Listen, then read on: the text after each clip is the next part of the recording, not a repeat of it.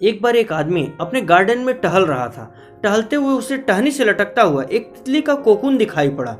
अब वह हर रोज उस कोकून को देखने लगा और एक दिन उसने नोटिस किया कि उस कोकून में एक छोटा सा छेद बन गया है।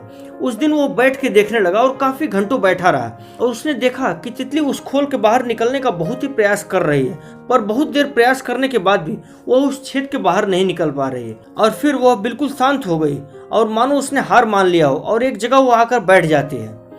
उसके बाद उस आदमी ने निश्चय किया कि वह उस तितली की मदद करेगा। उसने एक कैंची उठाई और उस कोकून की ओपनिंग को इतना बड़ा कर दिया कि वो तितली आसानी से बाहर निकल सके। और ऐसा ही हुआ।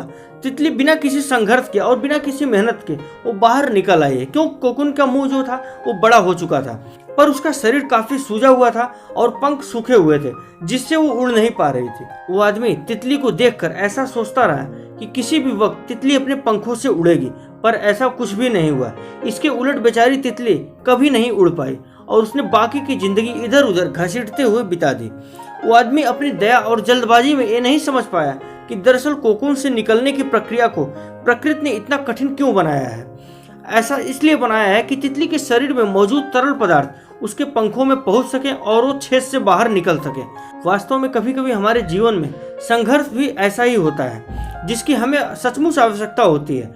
यदि हम बिना किसी स्ट्रगल के, बिना किसी संघर्ष के अपने जीवन में सब कुछ पाने लगे तो एक अपंग के समान हो जाएंगे। बिना परिश्रम और संघर्ष के हम कभी भी उतना मजबूत नहीं बन सकते जितनी की हमारी क्षमता है। इसलिए जीवन में आने वाले कठिन क्षणों को सकारात्मक दृष्टिकोण से हमें देखना चाहिए।